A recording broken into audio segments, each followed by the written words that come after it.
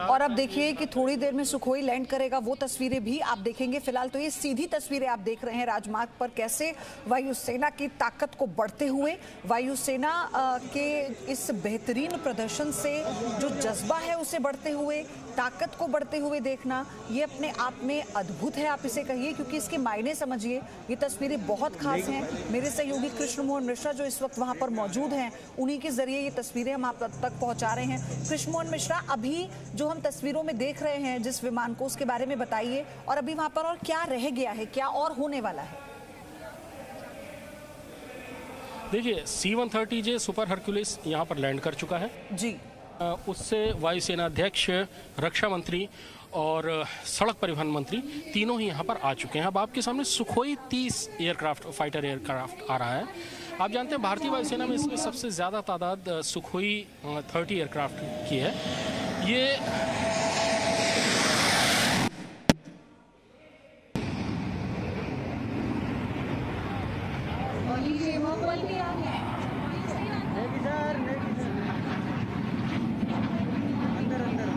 अंदर हो जाइए, थोड़ा सा अंदर।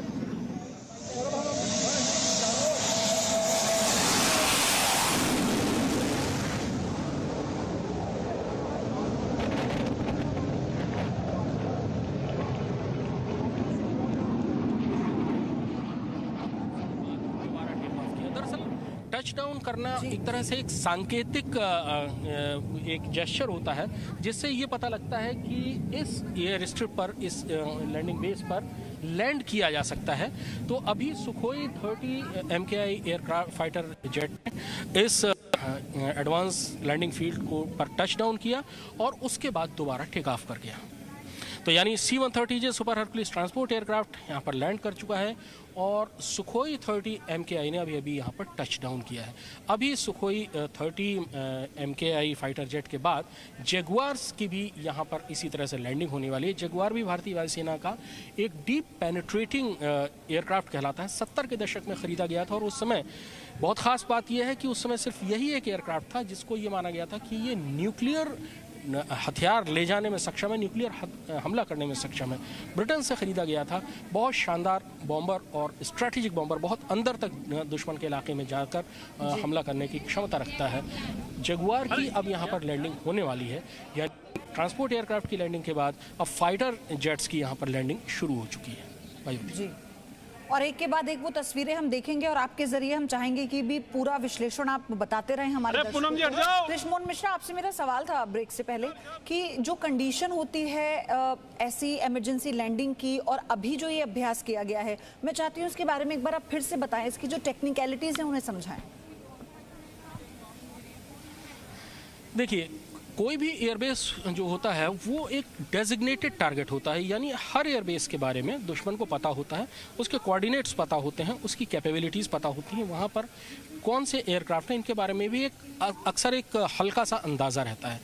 इसलिए हमेशा एयरबेसेस दुश्मन का पहला जो अटैक आता है दुश्मन का, वो एयरबेसेस के ऊपर आता है।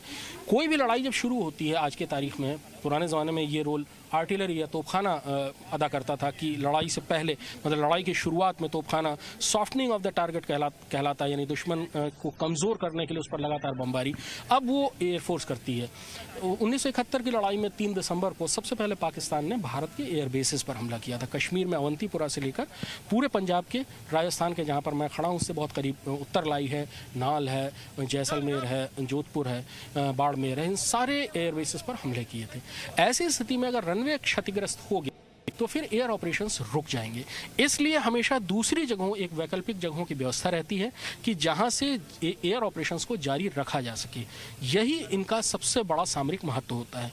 भारतमाला भर में जा रहे हैं, बहुत अच्छे राजमार्ग बनाए जा रहे हैं और उनमें लगभग 12 ऐसी जगहें हैं जिनको चिन्हित किया जा रहा है एक के बाद एक।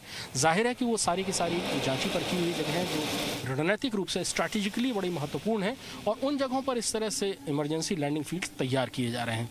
ये जगह जहाँ मैं खड़ा हूँ ये गांधव बाखासर स्ट्रेच कहलाता है इस हाईवे का। बाखासर बिल्कुल भारत पाकिस्तान के बॉर्डर पर एक छोटा सा गांव है। तो ये यहाँ से लगभग 30 किलोमीटर दूर। तो आप अंदाज़ा लगा सकती हैं कि हम लोग इस समय भारत पाकिस्तान की सरहद के कितने करीब खड़े हुए हैं। वहाँ जो होता है वो बहुत बड़ा सपोर्ट करता है एयरबेस के तबाह हो जाने की सूरत में, और इसलिए ऐसे लैंडिंग फील्ड्स को तैयार करना और फिर उसके बाद वहाँ पर लैंडिंग की प्रैक्टिस करते रहना, ये बहुत महत्वपूर्ण रहता है। एक और एयरक्राफ्ट इस समय अप्रोच पर आता हुआ नजर आ रहा है। अब वो एयरक्राफ्ट थोड़ा करीब आएगा तो पता लगेगा कि वो कौन सा एयरक्राफ्ट है। उसका आकार बहुत छोटा है, इसलिए ये तो तय है कि वो कोई फाइटर एयरक्राफ्ट है, लेकिन ये सुखोई है या जगुआर है, ये उसके करीब आने पर उसका आकार दिखने के नजर आएगा।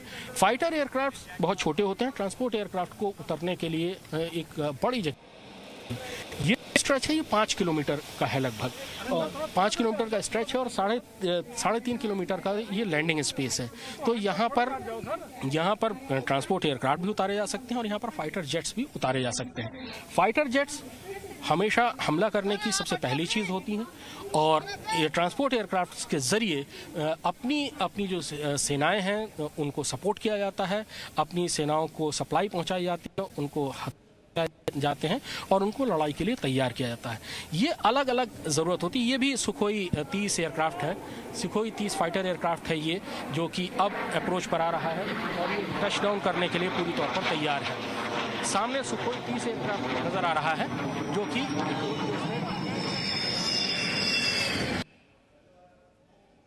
हथियार भी नज़र आ रहे हैं, यानी ये लड़ाई के लिए, हमले के लिए बिल्कुल तैयार है। इसने अपना जो ड्रैग पैराशूट है वो खोल दिया है। ये एक तरह से एयर ब्रेक्स होते हैं कि किसी एयरक्राफ्ट को लैंड करने के लिए बहुत छोटी जगह पर अगर उसको लैंड करना है तो लैंड करने के बाद उसके पीछे पैराशूट, और वो जो ड्रैग शूट है वो एयरक्राफ्ट को रोकते हैं। तो सुखोई इस समय लैंड कर चुका है, उसके ड्रैग शूट्स खुल चुके हैं, हमसे तकरीबन 1000 मीटर की दूरी पर वो होगा, और उसने प्रॉपर लैंडिंग की। इससे पहले जो सुखोई 30 एयरक्राफ्ट था उसने टच डाउन किया था, यानी उसने सिर्फ छुआ था और उसके बाद वो टेक ऑफ कर गया था। लेकिन इस सुखोई एयरक्राफ्ट ने अभी आपके सामने लैंडिंग की और प्रॉपर अपनी जगह पर रुका, ड्रैग पैराशूट्स खोले और उसके बाद वो रुका। ये एक तरह से आप ये कह सकते हैं कि पूरी लैंडिंग है। इससे पहले जो टच डाउन था वो एक तरह का जेस्चर, सांकेतिक चीज है, क्षमता उसमें उतनी ही है। अगर कोई एयरक्राफ्ट और आप जब इनको समझा रहे हैं तो एक बात तो जहन में आती है कि ये देखिए, अभी तस्वीरों को देखकर शायद अगर हम ना समझाएं या आप उसको ना बताएं तो ये लगेगा कि कितनी इजी सी लैंडिंग है, बस कोई एक विमान है और वो लैंड कर रहा है, ये इतनी तस्वीरें हैं। लेकिन इसके मायने कितने इंपॉर्टेंट हैं ये हम बताने की कोशिश कर रहे हैं। ये कितना डिफरेंस होता है कि रनवे पर और एक हेलीपैड पर, ये तो एक स्मूथ टच डाउन करना, स्मूथ लैंड करना, ये कितना बड़ा चैलेंज रहा होगा रनवे के लिहाज से। इसको आप ऐसे ही समझ सकती हैं कि आप अपने घर में गाड़ी पार्क करना और किसी जंगल में गाड़ी पार्क करने के लिए जब कोई एयरबेस होता है उसमें बहुत सारे दूसरे सपोर्ट की चीज़ें होती हैं, उसमें लॉजिस्टिक बहुत सारा होता है, उसमें एयरबेस प्रॉपर मार्क्ड होता है, उसमें लाइट्स होती हैं, ATC आपको हर तरह की मदद दे रहा हो सकता है, उस एयरबेस का आपने पहले भी इस्तेमाल किया हुआ होता है। लेकिन इमरजेंसी लैंडिंग फील्ड्स में ऐसी सुविधाएँ काफ़ी कम होती हैं, इंफ्रास्ट्रक्चर उतना नहीं होता है। हालांकि ज़रूरत के मुताबिक जितना मिनिमम रिक्वायरमेंट है वो यहाँ पर होती है, लेकिन फिर भी इसकी तुलना किसी एयरबेस से नहीं की जा सकती। तो यहाँ पर लैंडिंग बहुत ज़्यादा मुश्किल होती है। ये एक सड़क है, ये उस सड़क को इस तरह से बनाया गया है कि आसपास उसमें कोई रुकावट ना हो, आसपास कोई खंभे ना हो, जिससे प्रॉपर लैंडिंग हो सके। लेकिन फिर भी उस इंफ्रास्ट्रक्चर का कोई मुकाबला नहीं है जो एक एयरबेस में होता है। वहाँ पर बहुत सारी दूसरी सुविधाएं होती हैं जो एयरक्राफ्ट को लैंड करने में और उसको टेक ऑफ करने में मदद करती है, लेकिन यहाँ पर ऐसा कुछ नहीं होता है। पायलट की अपनी स्किल होती है, एयरक्राफ्ट का अपना मेंटेनेंस होता है जो कि बहुत आला दर्जे का होना चाहिए, पायलट की ट्रेनिंग बहुत आला दर्जे की होनी चाहिए। लेकिन इसमें सिर्फ बेसिक चीज़ें होती हैं। एक आप ऐसे समझ लीजिए कि एक सड़क है, उसको थोड़ा सा ज़्यादा मजबूत करके बनाया गया है, आसपास की रुकावटें हटा दी गई, लेकिन फिर भी एयरबेस की लैंडिंग और इस लैंडिंग में बहुत ज़्यादा फर्क होता है। जी कृष्णमोहन मिश्रा, आप बने रहिए, क्योंकि अब जब दूसरा फाइटर जेट आएगा तो उसकी तस्वीरों के साथ हम आपसे समझेंगे और उसके मायने भी। AK शिवाच हमारे साथ जुड़े हुए हैं। सर, अभी सुखोई 30 की शानदार लैंडिंग हम देख रहे थे और अभी कृष्णमोहन मिश्रा ने जिस तरीके से उसे समझाया है, बताया है, ये बता रहा है कि अब हम कहाँ आ चुके हैं, हमारी जो भारतीय वायु सेना है उसका कद क्या है। बिल्कुल, देखो इसमें आपको ऐसे देखना पड़ेगा, इसको जो कृष्ण मोहन मिश्रा ने बताया मैं उसको ऐड करता हूँ। इसमें कोई संदेह नहीं कि हमने कम से कम जितने भी नेशनल हाईवे हमारे बॉर्डर के पास है वहाँ पर हमने सेक्शन को सिलेक्ट किया है जहाँ पर हमारे हवाई जहाज इमरजेंसी में लैंड कर पाए। और ये बिल्कुल ठीक बता रहे थे कि लड़ाई के दौरान में सबसे पहले दुश्मन चाहेगा कि आपकी जो एयरफील्ड को बर्बाद करे। अगर आपकी एयरफील्ड बर्बाद हो जाती है तो इसका मतलब ये नहीं है कि आप वहां से ऑपरेट नहीं कर पाएंगे काउंटर ऑपरेशन में। तो आपके पास ये काबिलियत होनी चाहिए, जो नेशनल हाईवे हैं उनको आपने सिलेक्ट कर रखा है कि वो एक प्रकार से एयरफील्ड का काम करेंगे टेम्परेरी, और उसके अंदर इतनी काबिलियत होनी चाहिए कि ट्रांसपोर्ट एयरक्राफ्ट भी लैंड कर पाए और फाइटर एयरक्राफ्ट भी। तो यही क्षमता दिखाई है कि अभी आपको 2017 की अगर याद हो तो आगरा से लेके जो दिल्ली हाईवे है उसके अंदर भी लैंडिंग की थी। तो इसके लिए रिक्वायरमेंट क्या होती है कि आपके पास 5 किलोमीटर की सड़क जो है वो बिल्कुल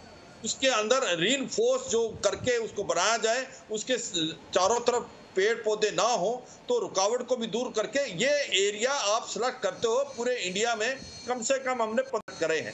इसका मतलब कि लड़ाई के दौरान में एयरफील्ड ही नहीं एयरफील्ड का काम करेगी, बल्कि ये नेशनल हाईवे के जो इमरजेंसी लैंडिंग के एरिया हमने सिलेक्ट किए हैं यहाँ पर भी हमारे एयरक्राफ्ट लैंड कर सकते हैं और यहाँ से भी टेक ऑफ कर सकते हैं। और इनको क्या किया जाता है, ऐसी जगह सिलेक्ट की जाती है जहाँ पर कुछ एयरक्राफ्ट पार्क भी कर सके।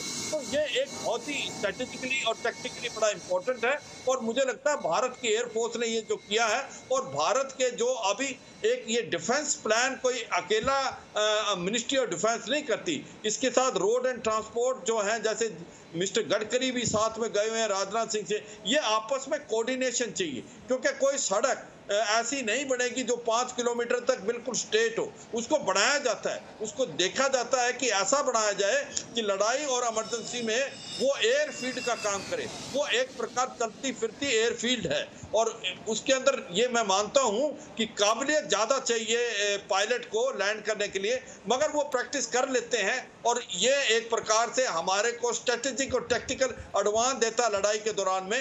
अगर दुश्मन हमारा एयरफील्ड को टेम्परेरी बर्बाद भी कर दे तो हमारी काउंटर एयर ऑपरेशन जो हम दुश्मन में करने हैं वो चलते रहेंगे, क्योंकि ये जितने भी ये इमरजेंसी लैंडिंग हैं, ये जो स्ट्रिप हमने सेलेक्ट किए हैं जिनको हम बोल सकते हैं एक प्रकार के एडवांस लैंडिंग ग्राउंड, वो उन पे हम एयरक्राफ्ट टेक ऑफ कर सकते हैं और वहां से फिर उड़ के हम अपने दुश्मन के अंदर जाके बमबार्ड कर सकते हैं। तो ये एक बहुत ज़्यादा हमारे को ऑप्शन देता है और ये हमारे इसके अंदर बोलते हैं फोर्स है और ये रिजेंटिंग को भी बढ़ाता है। तो ये बहुत ही अच्छी बात है और मुझे लगता है ये तो पहल है और हमें करने पड़ेंगे, और इसके साथ साथ हमें एडवांस लैंडिंग ग्राउंड भी बनाने पड़ेंगे अपने बॉर्डर एरिया में। और ये जो आज बाड़मेर के पास किया है 3.5 किलोमीटर में लैंडिंग है और 5 किलोमीटर का इलाका सेलेक्ट किया है।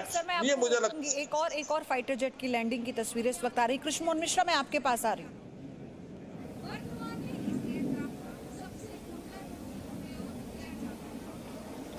कृष्ण मोहन मिश्रा, आपको मेरी आवाज मिल रही है?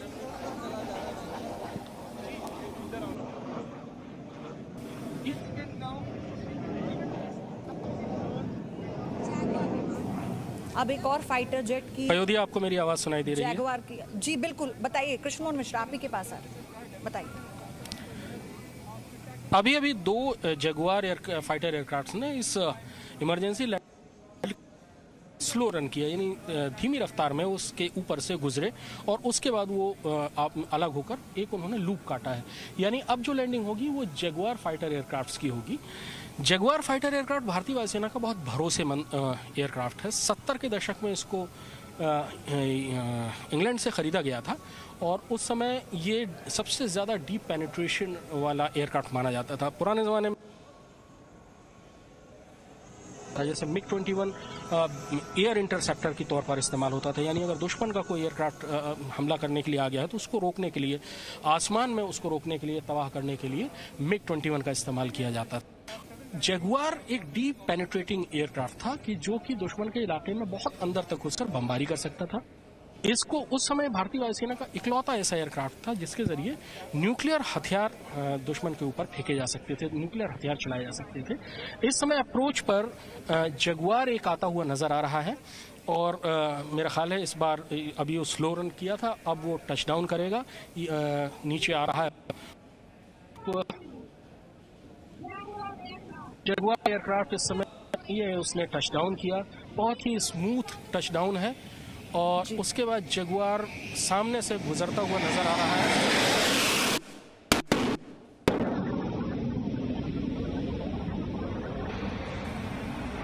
और टच डाउन किया और उसके बाद जगुआर ने दोबारा टेक ऑफ किया। आपने इस जगुआर की शानदार आवाज़ सुनी। जब टेक ऑफ कर रहा होता है एयरक्राफ्ट तो उस समय वो बहुत ताकत लगा रहा होता है और इसलिए उस समय उसकी आवाज़, उसमें आप बैक बर्नर्स आपको नज़र आ रहे होंगे जहाँ पर बहुत तेज़ी से जो आग निकलती हुई, फ्लेम निकलती हुई नज़र आ रही होगी। वो फाइट पर ये काम करते हैं, जितनी रफ्तार से पीछे से हवा या ताकत एनर्जी निकलेगी उसी रफ्तार से ये आगे बढ़ेंगे। दूसरे जगुआर एयरक्राफ्ट भी हैं जो इस समय आसपास इलाके में घूम रहे हैं, जो जाहिर है कि एक के बाद एक उनकी लैंडिंग होगी।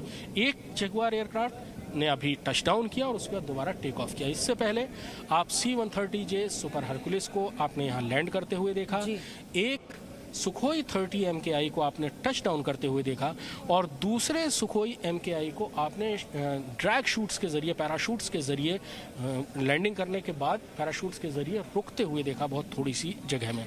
अभी वो उस एयरक्राफ्ट को यहीं पास में ही पार्क किया गया है। ये भी एक क्षमता बताने का तरीका होता है कि यहाँ पर हम एयरक्राफ्ट लैंड भी करा सकते हैं और बाद में उसे टेक ऑफ भी करा सकते हैं। उसके की जरूरत होती है किसी एयरक्राफ्ट को। कृष्णमोहन मिश्रा, मैं चाहती हूँ आप ये भी समझाएं, जैसे आपने बताया ना पैराशूट के जरिए लैंडिंग सुखोई 30 की और उससे पहले जो लैंडिंग हुई थी, हम देख रहे हैं कि ये हर तरह से मतलब डिफरेंट काइंड ऑफ लैंडिंग है जो कि अलग अलग ये बता रहा है कि हर परिस्थिति में लैंडिंग और टेक ऑफ हो सकता है, जैसा आपने भी अभी समझाया। तो इसके बारे में भी थोड़ा और बताइए। देखिए, ये हैं, उनकी अलग अलग तरीके की कैपेबिलिटीज़ का डिस्प्ले करने का तरीका है जी। उनकी हमें इस एयरक्राफ्ट में और इस लैंडिंग फील्ड में ये क्षमता है कि कोई भी एयरक्राफ्ट यहाँ पर टच डाउन कर सकता। टच डाउन करना मतलब सांकेतिक रूप से लैंड कर जाना, लेकिन उसके बाद अगले एयरक्राफ्ट ने बाकायदा लैंड किया और ड्रैग पैराशूट के जरिए उसने अपने आप को रोका। अभी जगुआर ने एक टच डाउन किया और उसके बाद दोबारा टेक ऑफ किया। अब ये अलग अलग कैपेबिलिटीज़ होती हैं। ये एयरक्राफ्ट अगर फाइटर जेट या अगर लैंड करता है तो उसका टेक ऑफ करने के लिए उसको दूसरी कई असिस्टेंस की ज़रूरत होती है। वो सारा भी डेवलप हो चुका है, वो सारी सुविधाएं भी यहाँ पर हैं। इसके लिए एक सुखोई को यहाँ पर लैंड कराया गया और उसके बाद उसको यहाँ पर पार्क किया गया है। दो जगुआर मुझे नजर हैं जो अप्रोच के लिए, मुझे नहीं लगता है कि वो इस वक्त लैंड करने की उसमें है। ये इस फील्ड के ऊपर से स्लो रन कर रहे हैं, नहीं, ये सुखोई एयरक्राफ्ट है।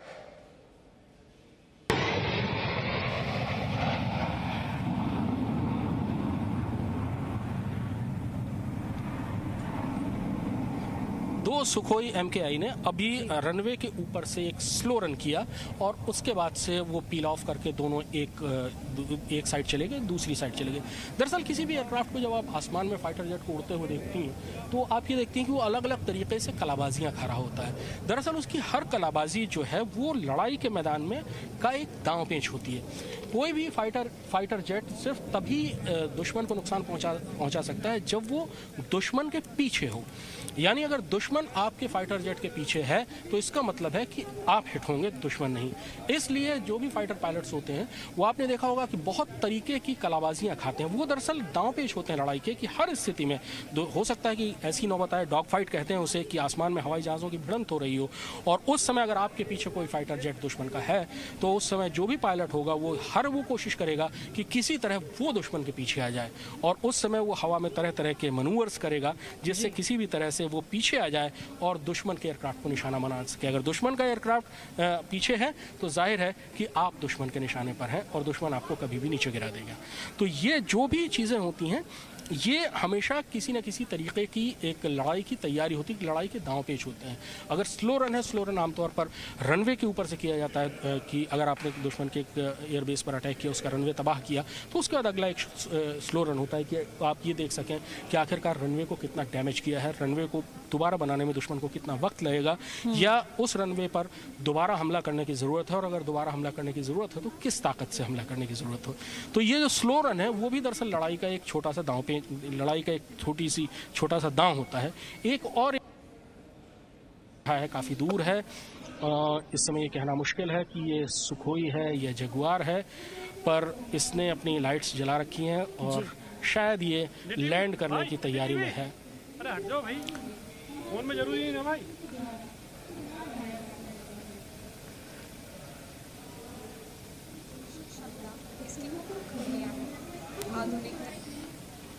जी हाँ, ये एयरक्राफ्ट अप्रोच पर आ गया जी, करने की तैयारी में है। ये भी सुखोई 30 एयरक्राफ्ट है और इस एयरक्राफ्ट ने टचडाउन और दोबारा उसने टेक ऑफ किया।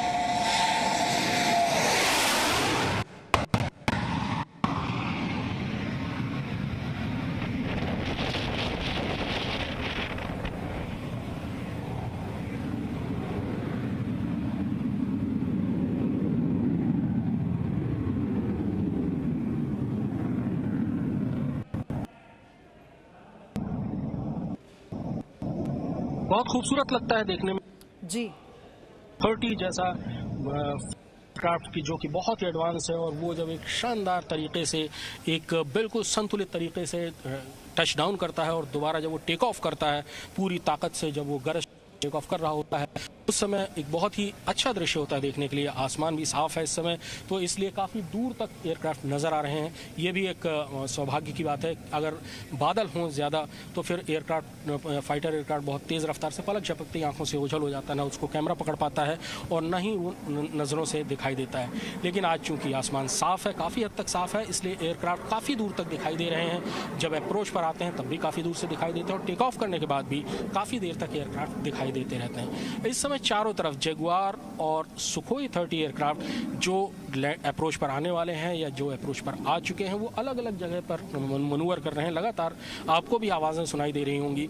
जगुआर और Su-30 एयरक्राफ्ट लगातार इस इलाके में आसमान में चक्कर लगा रहे हैं। मैं चाहती हूँ आप ये भी समझाएं साथ के साथ कृष्ण मोहन मिश्रा, जब हम एयरबेस की बात करते हैं, हमने देखा ना कितना डिफरेंस होता है रनवे में और एयरबेस।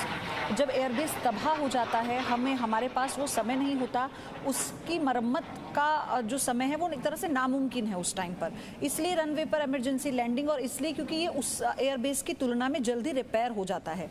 लेकिन वो क्या कंडीशन होती हैं, कितना समय लगता है, और क्या ये जो इसकी जो रिपेयर होती है रनवे की, क्या वो उतनी आसान होती है कि अगर दुश्मन इस पर भी हमला कर दे, क्योंकि उसका फोकस तो रनवे पर भी होता है, तो फिर वक्त रहते इसे तैयार किया जा सके किसी भी लैंडिंग के लिए?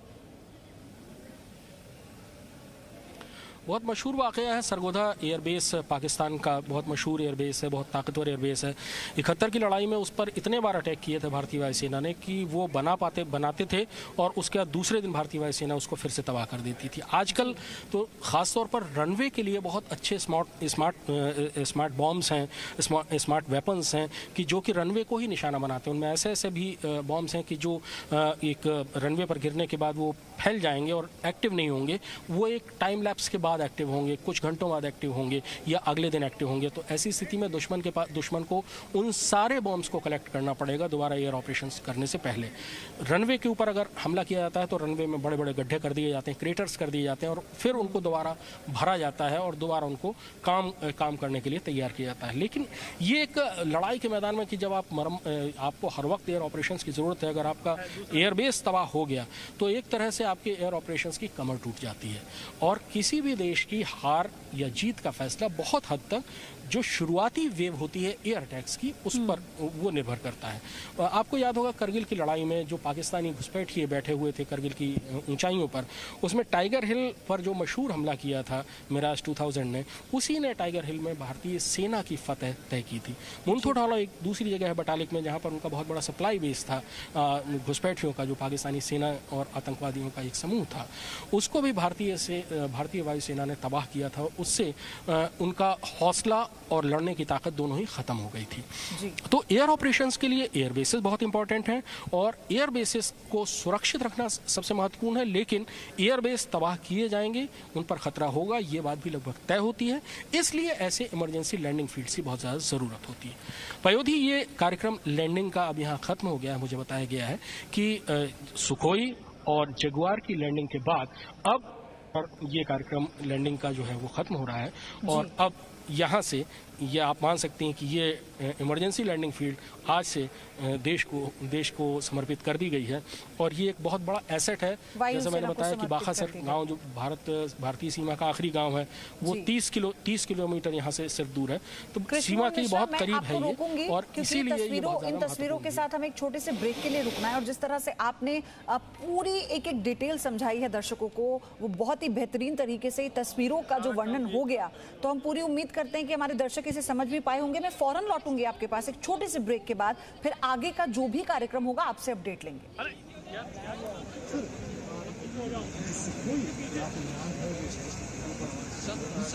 Ladies and gentlemen, presenting in front of you फिर से दाहिनी ओर ले जाना चाहूंगी।